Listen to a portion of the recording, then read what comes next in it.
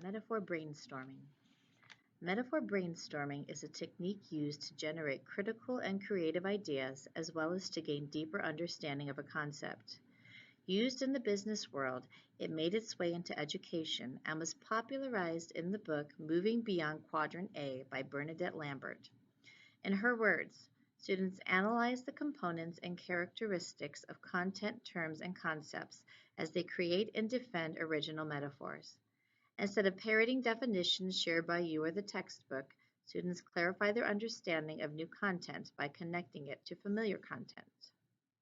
This strategy works well to generate prior knowledge, add to knowledge, and to encapsulate learning. Therefore, it can be used during any part of a lesson and even multiple times during a lesson or unit.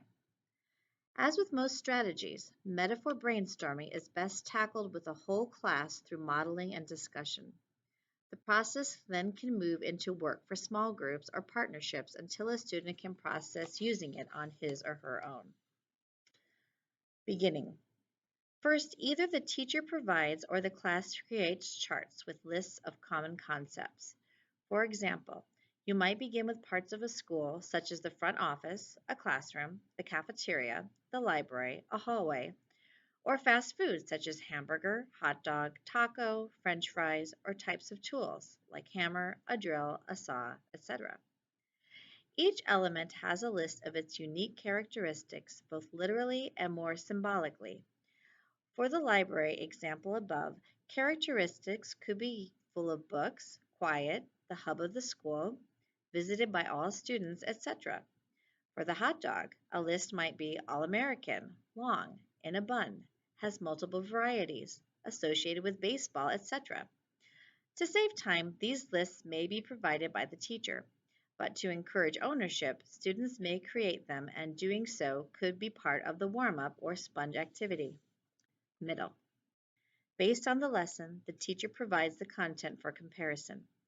Anything taught works: dividing fractions, the cause of the Civil War, types of clouds, Mercutio from Romeo and Juliet, a frog's life cycle, etc. The students then choose from the chart provided or created for the common comparison. For example, dividing fractions is like a taco, a cumulus cloud is like a library, or Mercutio is like a drill. At first glance, none of these are alike, which is why this strategy is powerful. Students must dig deeply into their knowledge of content in order to complete the comparison. Giving students a sentence frame will enable them to focus on the comparison and not the structure. A common frame used with the strategy is a blank is like a blank because blank. And the final blank is where students add to details, justifying their comparison. A finished sentence might sound like this. A cumulus cloud is like the school library because it is the most common cloud that, just like the cafeteria, is the most common place for students to visit.